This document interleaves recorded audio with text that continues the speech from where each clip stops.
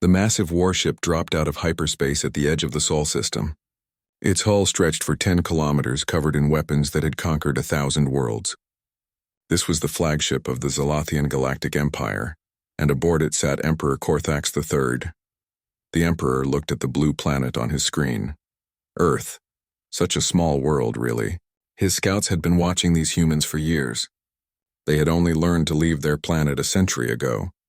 They had 12 small colonies. "Nothing impressive, my lord," said Admiral Zektar, bowing low. "The fleet is ready. All 200 ships await your command." Korthax nodded slowly. He had brought this many ships not because he needed them, but because he wanted to make a point. The galaxy would see what happened to species who didn't immediately submit to the Empire. "Send the standard message," the Emperor commanded. "Tell them they have one Earth rotation to surrender." But before the message could be sent, something unexpected happened. The humans contacted them first. The main screen lit up, showing a middle-aged human woman in a simple gray uniform. She had black hair tied back and calm brown eyes. She didn't look afraid. "Greetings," she said in perfect galactic standard. "I am Ambassador Chen Wei of Earth's United Nations Space Command. We have been expecting you." The Emperor raised what passed for an eyebrow on his scaled face. "You speak our language?" "We've been listening to your communications for 50 years, Chen Wei replied. "We know who you are. We know what you do. And we have a message for you." She paused, looking directly at the Emperor through the screen. "We come in peace, but we are prepared for war. This system is under human protection. Approach with peaceful intent or do not approach at all." The bridge of the Imperial flagship went silent. Then slowly laughter started. It began with a few officers, then spread across the entire bridge. The Emperor himself made a sound that was the Zalathian equivalent of amused disbelief. You dare to warn us?" Korthax asked, his forearms spreading wide. "Do you know who we are, little human? We are the Zalathian Empire. We have conquered entire star clusters. Species far older and more advanced than yours bow before us." Chen Wei didn't flinch. "We know exactly who you are. That's why we're giving you this warning. It's the only one you'll get." Admiral Zektar stepped forward, his red eyes gleaming. "My lord, permission to end this comedy?" "Not yet," Korthax said, genuinely curious now. "Tell me, human, what makes you think your warning means anything? You have 50 small warships that we can detect. We have 200, each one capable of destroying your entire fleet." "You're right about our visible ships," Chen Wei said. "But you're wrong about something else. You think we're like the others you've conquered. We're not." She touched something off-screen and new images appeared. The Emperor saw glimpses of Earth's history. Cities in flames, mushroom clouds rising into the sky, millions of soldiers charging across battlefields, weapons that turned sand to glass, wars that had killed hundreds of millions. "We call Earth a death world," Chen Wei continued. "Everything on our planet evolved to kill. The weather kills us. The animals kill us.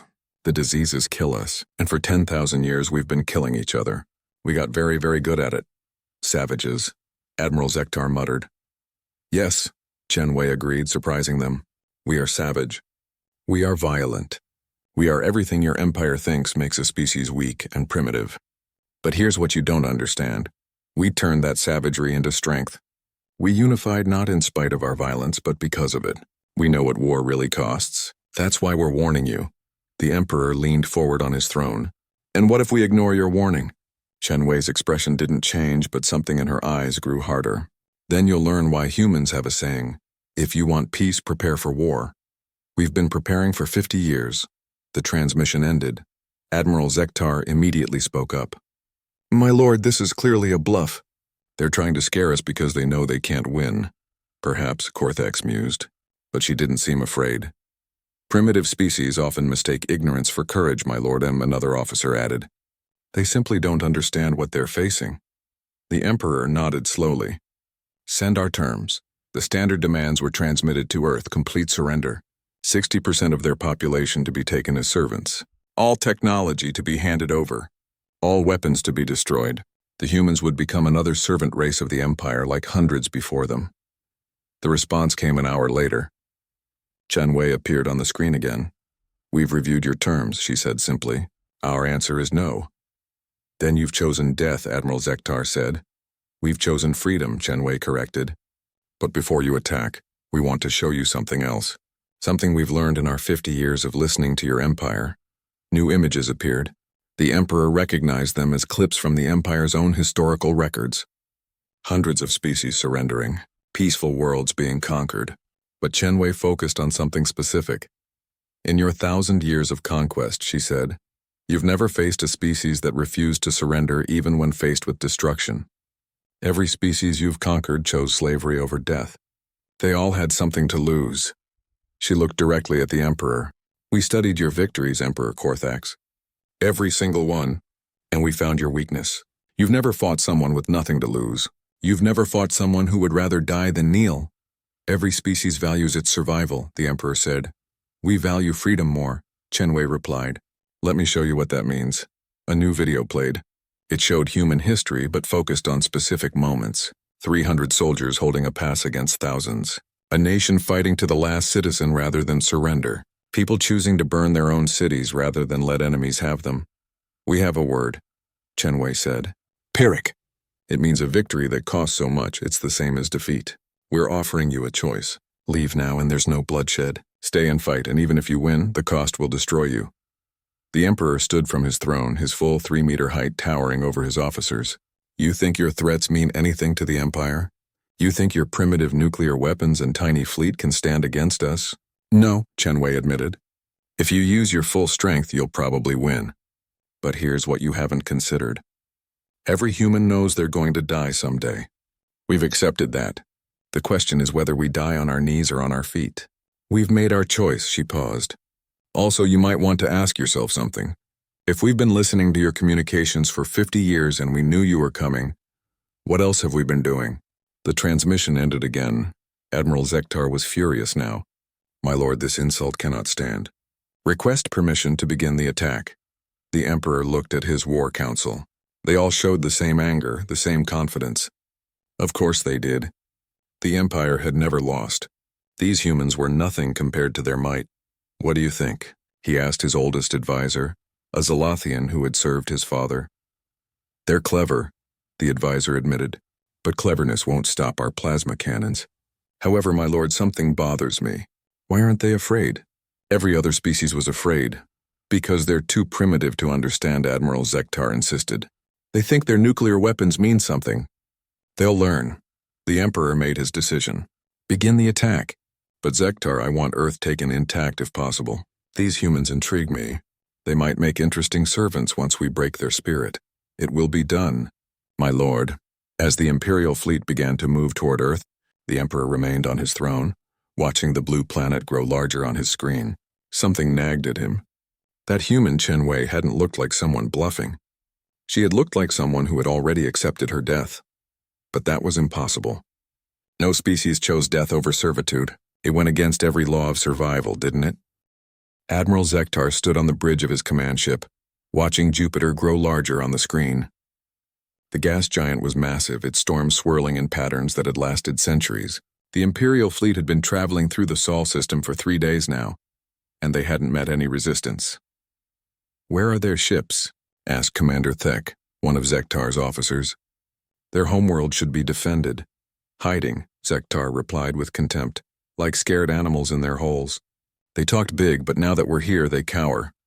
The scanners showed what they expected to see around Jupiter, mining stations on some of the moons, a few cargo ships, some automated defense platforms that looked decades old, nothing that could threaten an Imperial warship. Sir, the sensor officer called out, I'm reading something strange. There are a lot of asteroids in this area, more than there should be. Jupiter has an asteroid field in its orbit, another officer said. It's in their own records. The planet's gravity captures rocks from space. Zektar nodded. Continue forward. Stay alert, but don't waste energy on rocks. The fleet moved past Jupiter, heading toward the inner system where Earth waited. The asteroids floated silently around them, just debris in space. The Imperial ship's shields would handle any accidental impacts. Then everything changed. Sir, the asteroids, they're not asteroids. The sensor officer screamed. Before Zektar could respond, space around them erupted. What had looked like floating rocks suddenly broke apart, revealing human ships hidden inside fake shells. Hundreds of them. They had been sitting there, powered down, invisible to sensors, waiting. It's an ambush, Zektar roared. All ships battle formation. But the humans were already moving. Their ships were smaller than the Imperial vessels. ugly things made of metal and ceramic. They looked primitive, but they moved fast and they fought like nothing the Empire had ever seen. Captain Sarah Chen sat in the command chair of the UNS Vengeance, a destroyer that had been hiding inside a fake asteroid for 2 weeks. Her crew had been living on minimal power, minimal heat, barely breathing to avoid detection. Now finally it was time. "All ships, this is Chen," she broadcast. "Remember your training. Remember what we're fighting for. Earth stands or falls here. Make them remember humanity." Her ship accelerated straight at an Imperial cruiser 10 times its size. The Imperial ship's plasma cannons opened fire, but the Vengeance was already rolling, dodging with movements that should have torn the ship apart. Human ships were built differently. They were made for crews that could handle extreme gravity, extreme acceleration. Deathworlders could survive forces that would kill most galactic species. "Return fire," Chen ordered. The Vengeance launched its payload, not energy weapons like the Empire used, but simple kinetic weapons. Chunks of metal accelerated to incredible speeds. They punched through the Imperial ship's shields like bullets through paper. The Empire had never faced purely kinetic weapons at these velocities. Their shields were designed for energy attacks, but that wasn't the real surprise. "Captain," her weapons officer reported, "the kamikaze is requesting permission to execute their run." Chen closed her eyes for a moment. The kamikaze was one of 20 ships with volunteer crews.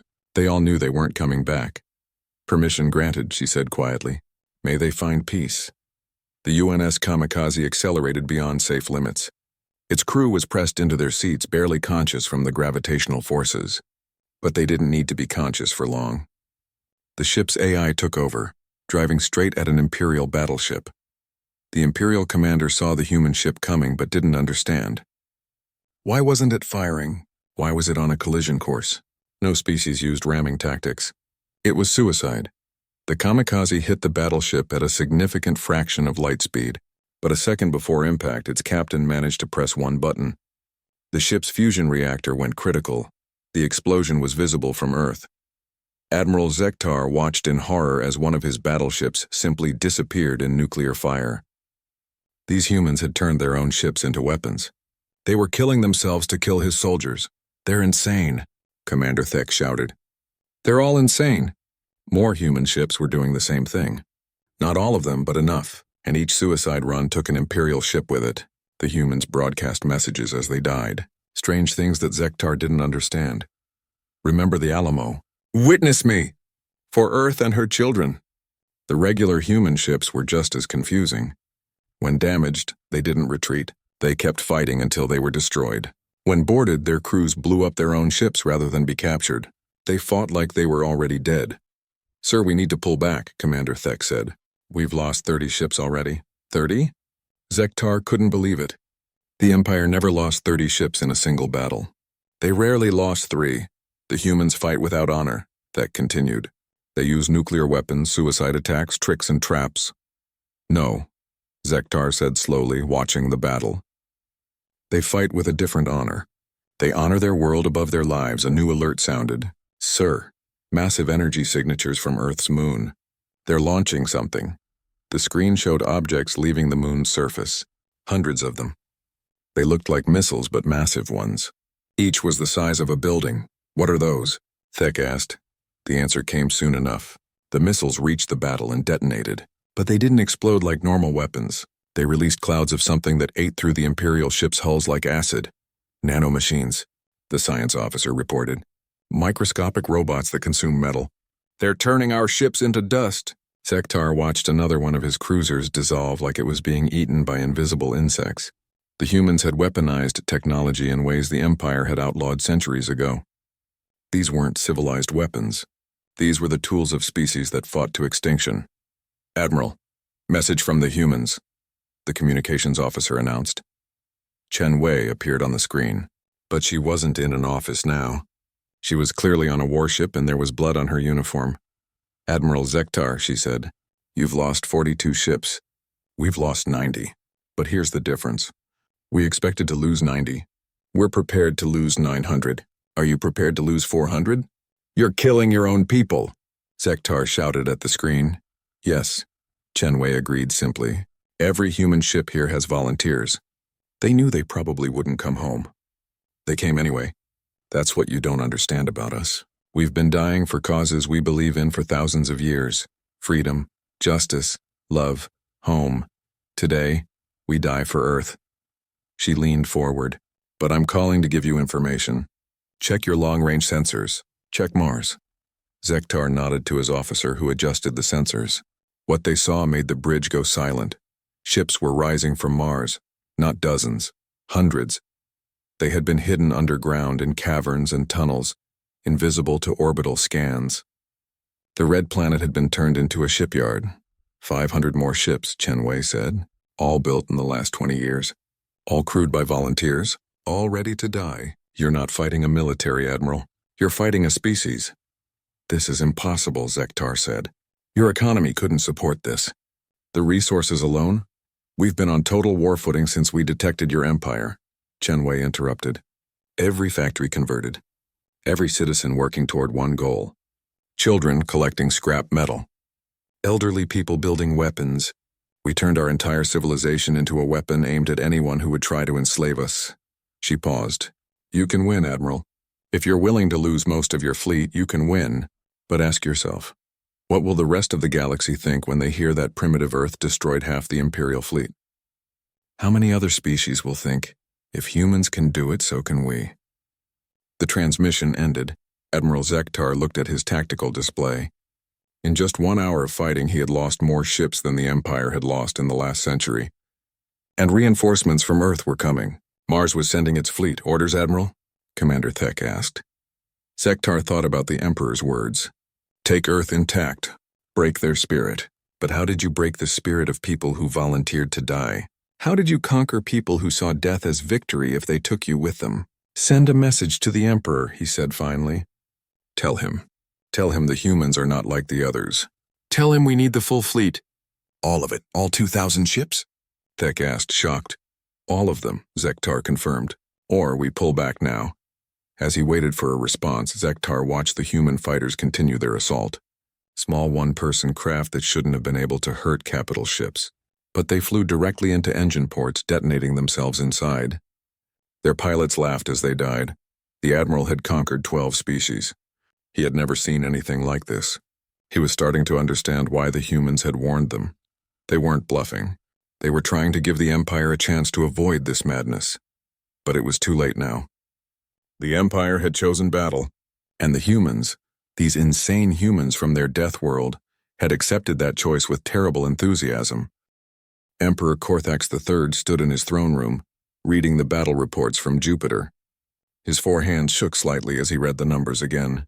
42 ships lost in the first hour, 60 lost by the end of the first day. Admiral Zektar was requesting the entire Imperial fleet. This is impossible, he said to his war council. The humans have no advanced technology. They're using fusion reactors and kinetic weapons.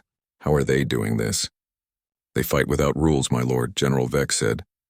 The old soldier had watched the battle footage. They ram ships. They use nuclear weapons in close combat. They deploy bioweapons and nanomachines.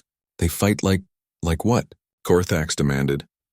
Like they're already extinct and don't know it yet, Vex finished. The Emperor turned to his intelligence chief. You've been monitoring Earth's response. What are they doing?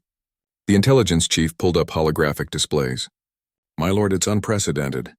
They've converted their entire civilization to war production. Children as young as 10 are working in factories. They're melting down monuments for metal. They've turned museums into ammunition plants. The displays showed Earth from orbit. Every city was dark except for industrial areas that glowed with furnace light. There were no sports events, no entertainment broadcasts, no civilian transportation. Everything had stopped except war production. They're destroying their own culture, the intelligence chief continued. They're burning art for fuel. They're tearing apart universities for materials. It's as if they've decided that either they win or nothing of their civilization matters anyway. Show me their leader, Korthax commanded. The screen lit up with an image of Earth's war council. It wasn't what he expected.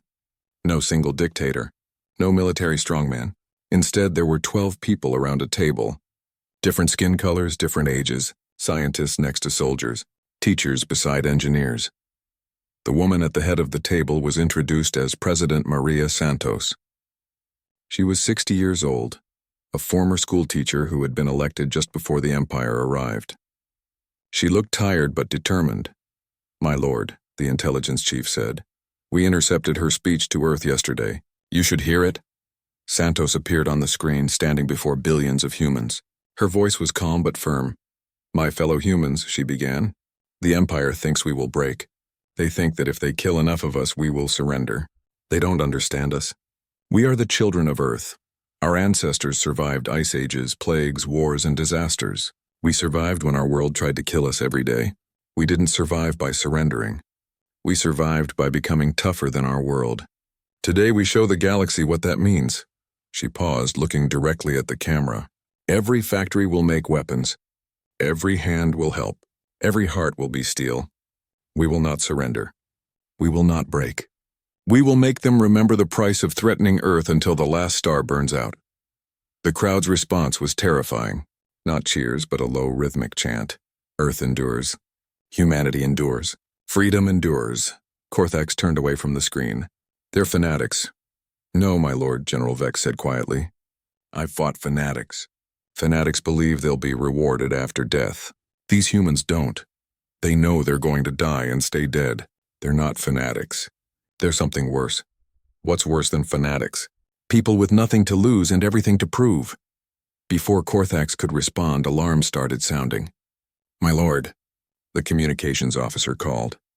"Reports coming in from across the Empire. The occupied worlds are revolting." "What? Which ones?" "All of them, my lord. Every species we've conquered. They're all rising up at the same time."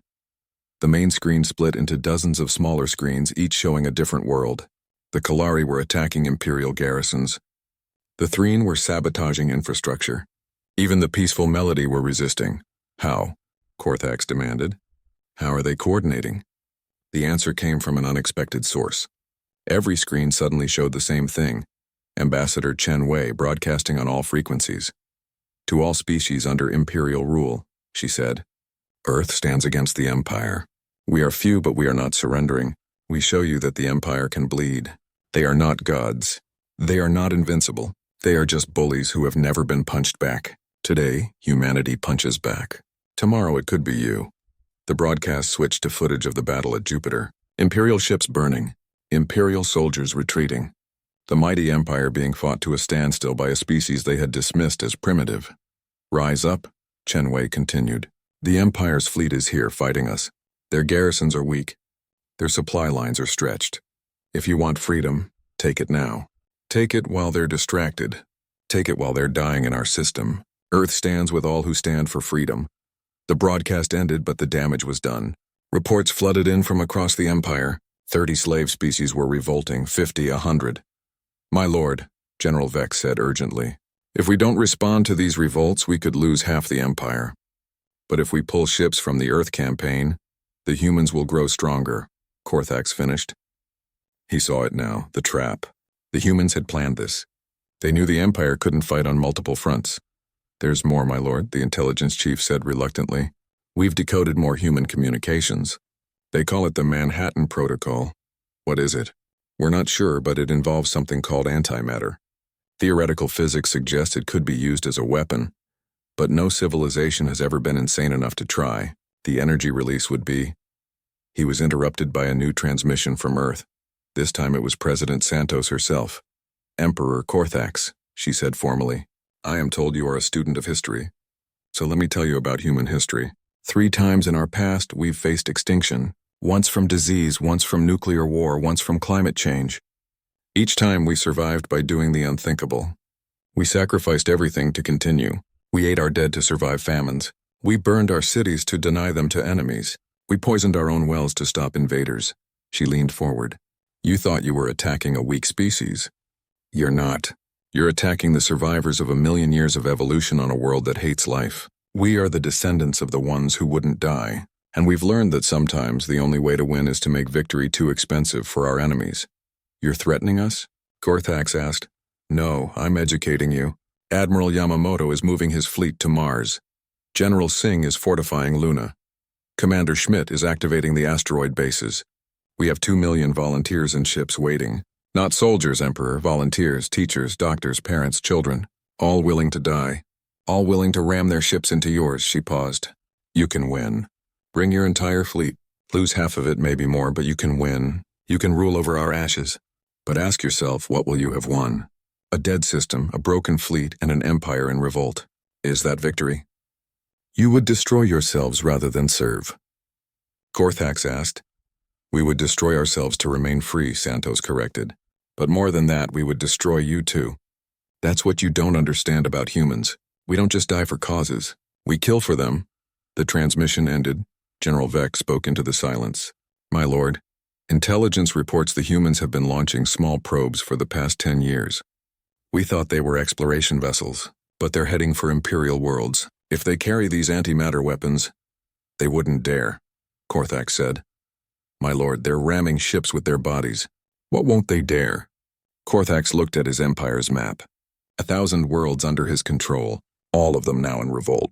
His fleet was strong enough to crush the revolts or fight Earth, but not both. And if the humans really had sent antimatter weapons to Imperial world, how did it come to this? He asked quietly. They're primitives. They have no galactic allies, no advanced technology. How are they doing this? Because they're not fighting like a galactic species, General Vex answered. They're fighting like cornered animals. And cornered animals don't follow rules. They just try to take as many predators with them as they can. Another alarm sounded. Mars was launching ships. Not hundreds this time, thousands. Small ones, barely big enough for one person. My lord, those aren't ships, the sensor operator said, voice shaking. They're manned missiles. Each one has a nuclear warhead and a human pilot. Korthax stared at the screen. Thousands of humans launching themselves at his fleet, each one a guided nuclear weapon. They're all volunteers, General Vex said quietly. Their communications say they had to turn away millions more who wanted to go. The emperor of the largest empire in galactic history stood in silence, watching an entire species turn itself into a weapon aimed at him. He finally understood what Chen Wei had meant. The humans had warned him. Not as a bluff, but as a mercy. They had tried to save him from what they were willing to become. The colony world of New Brisbane looked peaceful from orbit. Admiral Zektar's second fleet had taken it 3 days ago without firing a shot. The colonists had evacuated to shelters when the Imperial ships arrived, offering no resistance. It seemed like humanity was finally learning its place. Commander Thek walked through the empty streets of the main city. The humans are cowards after all, he said to his troops. They run and hide when faced with true Imperial might. The city was strange. Everything was too clean, too quiet. The colonists had left food on tables, vehicles in streets, even lights on in buildings. It looked like they had just vanished. Sir, one soldier said, we're not finding anyone in the shelters. They're empty. They must have deeper bunkers, Thek decided. Keep searching. The Emperor wants prisoners to show the galaxy that humans can be broken. They found the colonists 3 hours later, all 100,000 of them, gathered in a massive underground chamber. They weren't armed. They weren't fighting. They were just standing there waiting. The colony's leader, a woman named Lisa Park, stepped forward. Commander Thek, we've been expecting you. Then you're surrendering?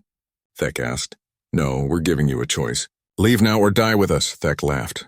You have no weapons. You have no ships. What can you do? Lisa Park smiled sadly. We can do what humans have always done when faced with invaders we can't defeat. We can make sure nobody wins. She held up a small device. Do you know what this is? Thek's science officer scanned it. His 6 eyes went wide. Commander, the entire colony is rigged with fusion bombs. The whole continent. If she activates that, you'll die too, Thek said to Lisa Park. Yes, all of us will. We voted. It was unanimous. She gestured to the colonists behind her. Every person here chose death over slavery. Even the children, Thek saw them then.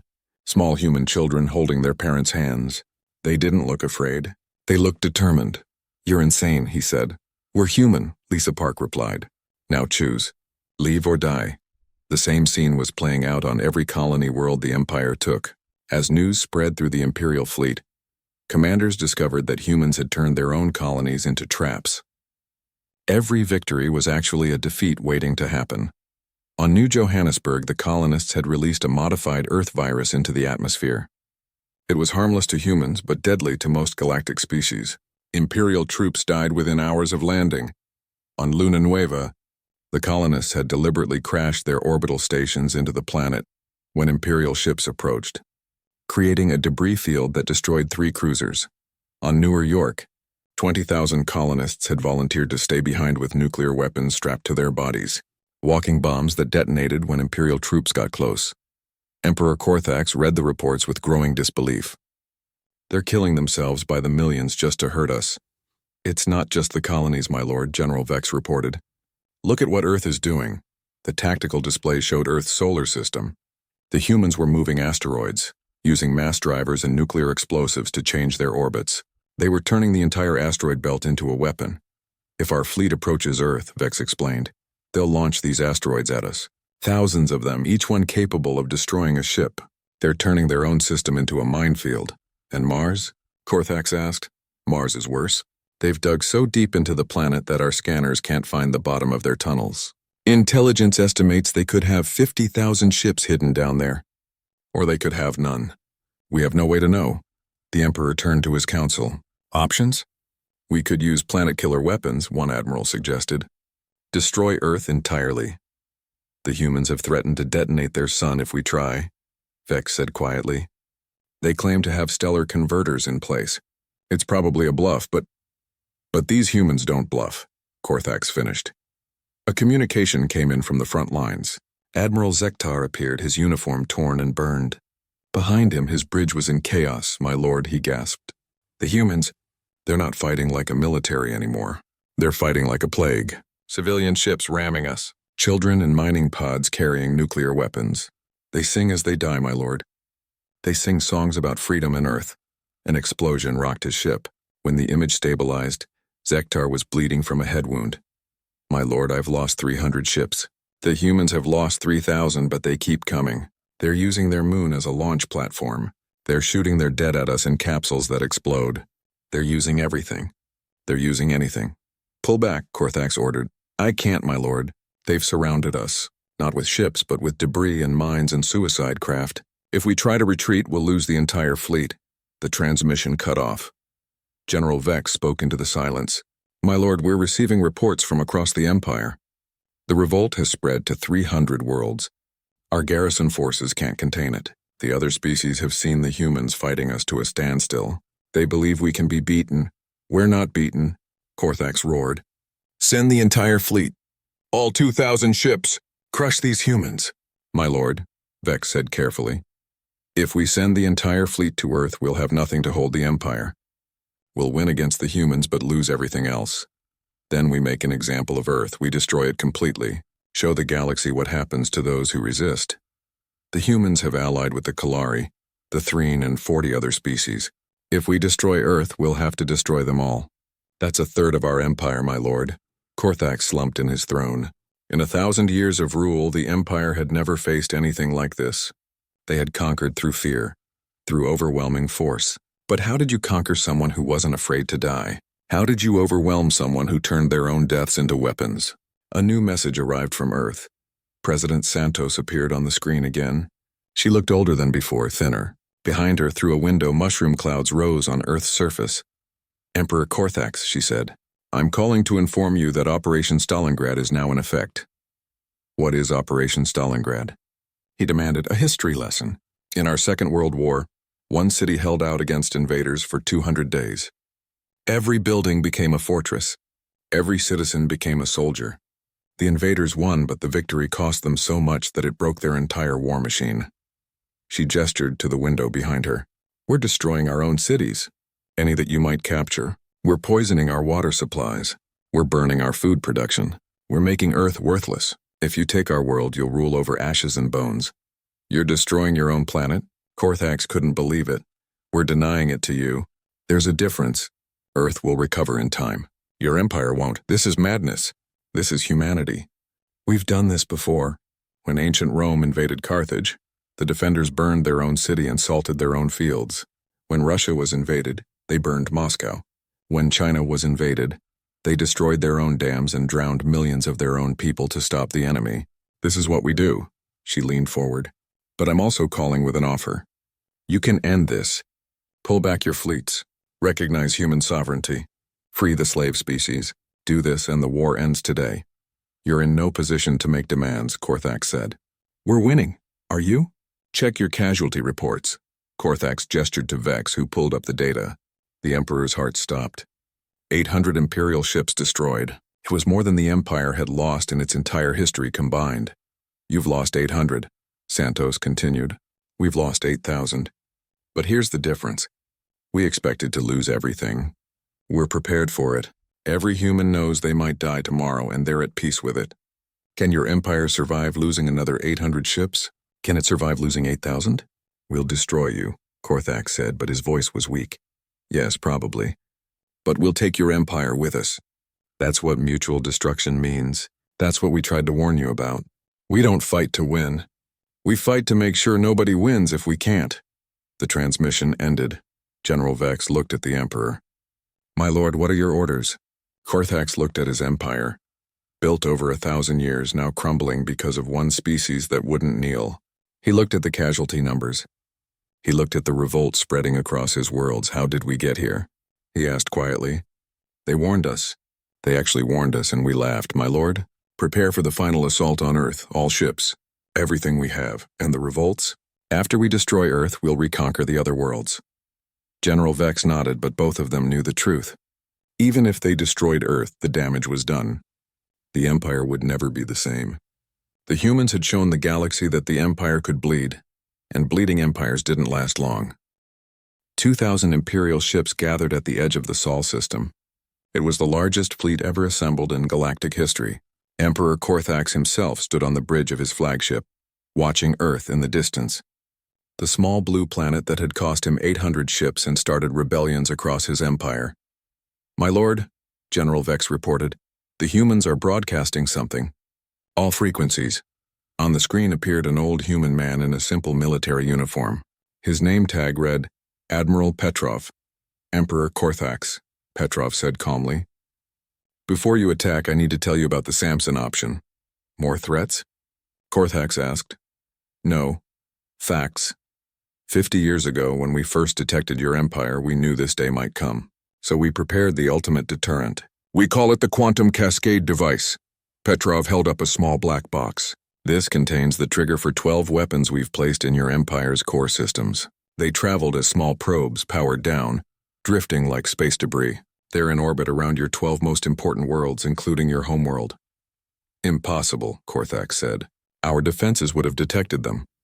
Your defenses detect energy signatures and metal.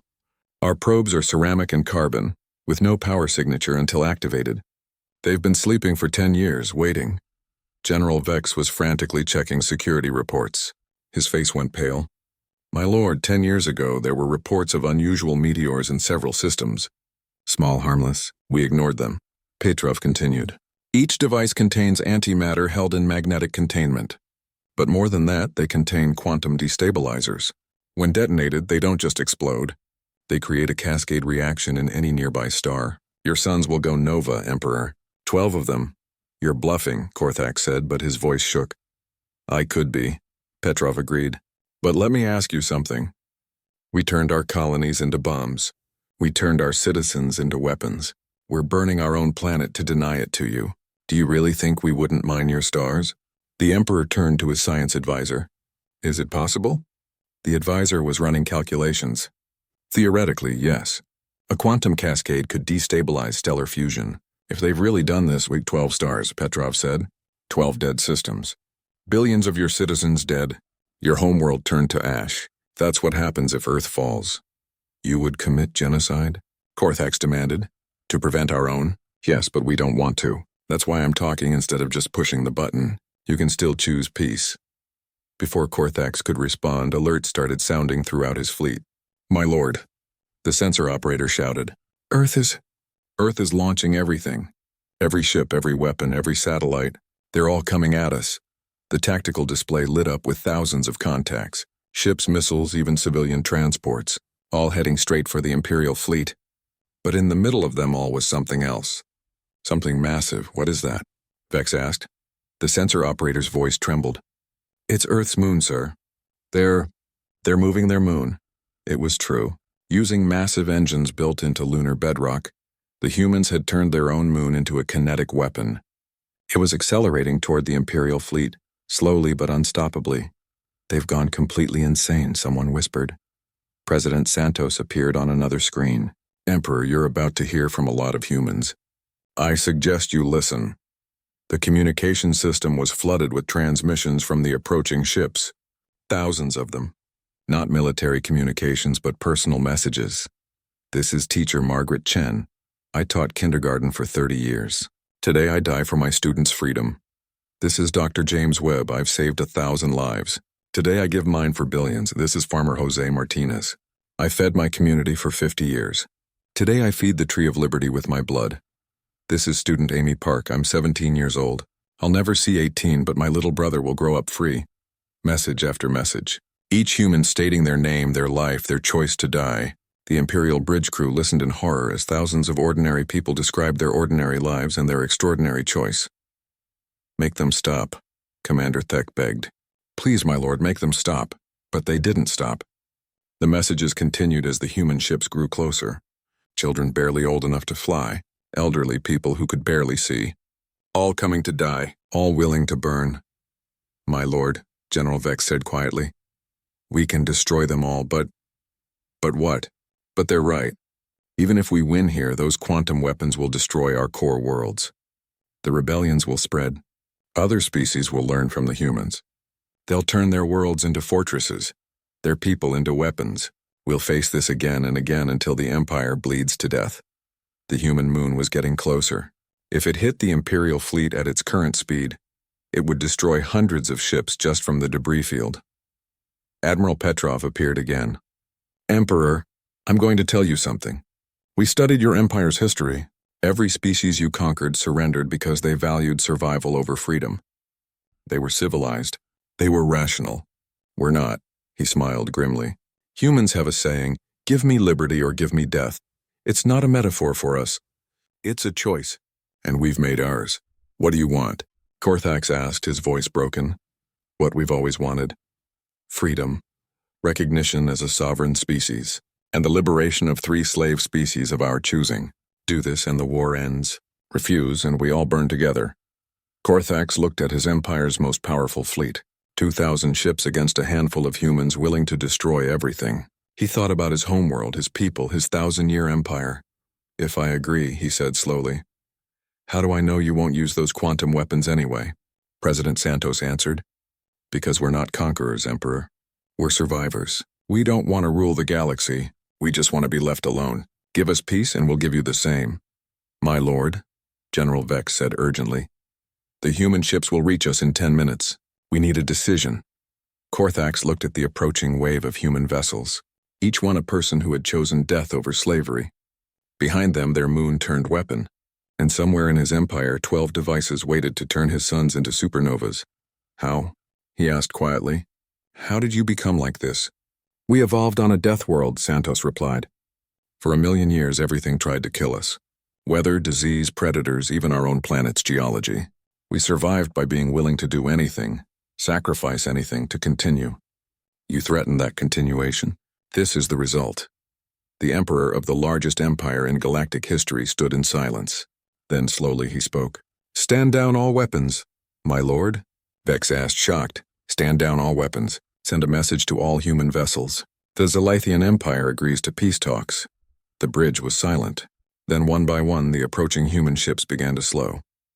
The moon's engines reversed, stopping its approach. The thousands of suicide vessels held position but didn't attack. Admiral Petrov appeared one last time. "Thank you, Emperor.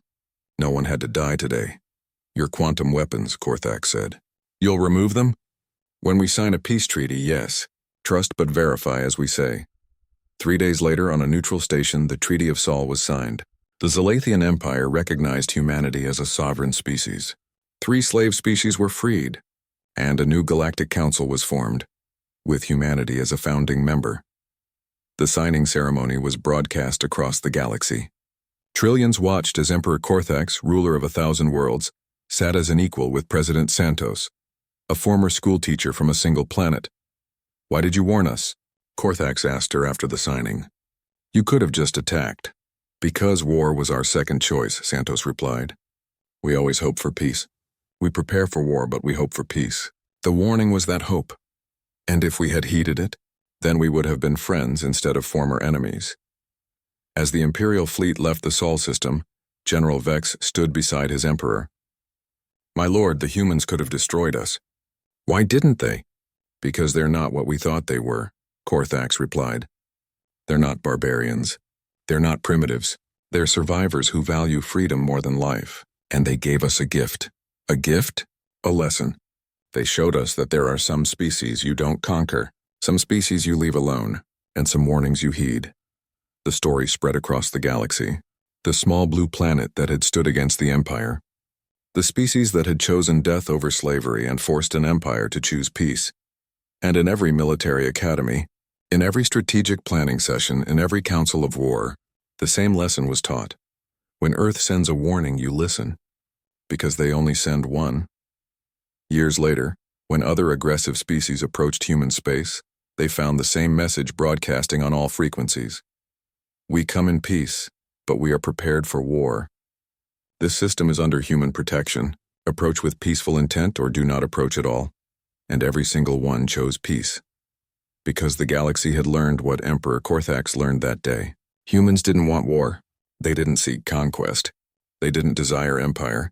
They just wanted to be free. And for that freedom, they would burn the stars themselves. The Zalathian Empire never fully recovered from the human war. The rebellions continued for years, inspired by humanity's example.